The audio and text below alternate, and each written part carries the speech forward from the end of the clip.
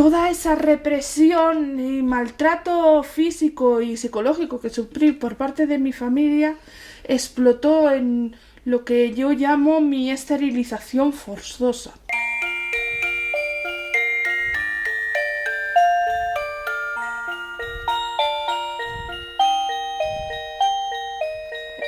Es que es así como se viviría en un perfecto mundo interior.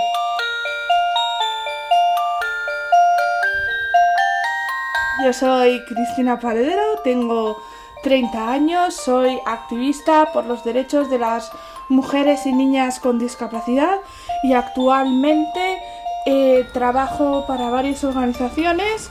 Estoy en Fundación 11 como formadora experta en temas de liderazgo y participación.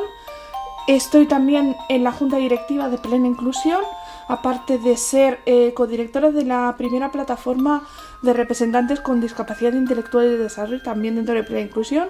Soy patrona de la Fundación CERMI Mujeres y miembro del Comité de Apoyo a la Convención. Tengo un diagnóstico de autismo, anteriormente conocido más con la etiqueta de síndrome de Asperger. Mis padres siempre me habían considerado una persona inferior, una persona que siempre iba a ser dependiente de otras personas, de ellos mismos, de mis futuras parejas o incluso de una institución. No veían en mí la capacidad de decidir o de tener autonomía. Yo siempre digo que el diagnóstico de síndrome de Asperger me salvó la vida porque dio una explicación a todo aquello que me había pasado a lo largo de todos los años de mi vida, porque había sido víctima de bullying y acoso escolar, porque mis padres tenían esa actitud conmigo. Empiezas a creer en ti misma y empiezas a conocer a gente que es como tú. Conocí una pareja, conocí a la persona que más me había importado a lo largo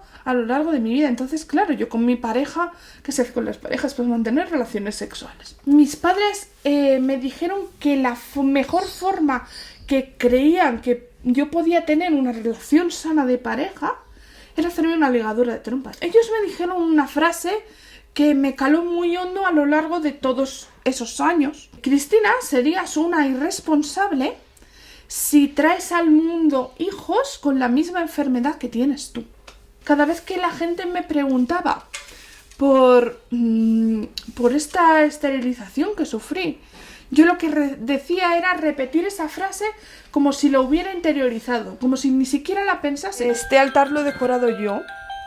El arte me regula. Para mí el entorno, la vida es muy... me desregula mucho a nivel sensorial. Yo soy hipersensible, hiposensible. La forma que tengo de regularme y de que el entorno no me sobrecargue es a través de juguetes como estos, que lo que hacen es proporcionarme una integración sensorial. Te dije que tenía una colección de bolas de nieve, te saco una. Sobre todo me gusta porque cuando miro en mi interior, en el interior de la bola, eso me permite imaginarme situaciones en mi cabeza y las vivo muy intensamente. Vivo con mi pareja en una habitación compartida y comparto también piso con mis compañeros. Bueno, en realidad tu historia no es un caso aislado. Según los datos, entre 2008 y 2020, más de 1000 mujeres fueron sometidas a esterilizaciones forzosas. ¿Cuándo te diste cuenta que había que hacer algo? Me di cuenta varios años más tarde, gracias a dos acontecimientos. Uno de ellos fue la pareja que actualmente tengo, que también es una persona autista. Cuando le dije que me había hecho una ligadura de trompas, él me preguntó lógicamente los motivos. Yo le respondí con la frase y me respondió con una pregunta que me hizo pensar. Me dijo, ¿y qué hay de malo en eso? Refiriéndose a tener hijos autistas como él y como yo. El segundo acontecimiento que ya realmente me hizo despertar del todo fue los grupos de mujeres y el feminismo. Muchas mujeres no tienen la capacidad de poder contarle esto al mundo porque muchas de ellas no saben que han sido esterilizadas a la fuerza, porque sus padres se lo ocultan, las mienten diciendo que las han operado de apendicitis. Tras vuestra lucha habéis conseguido una victoria, el Congreso ha reformado el Código Penal para blindar esta práctica, las esterilizaciones forzosas. ¿Ha servido para algo? Es una victoria aplastante y eso siempre lo será.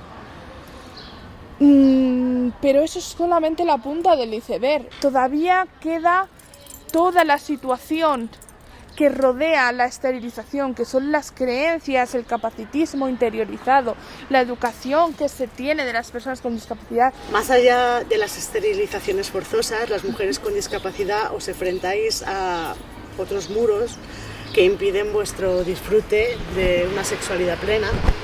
¿Por qué ocurre esto?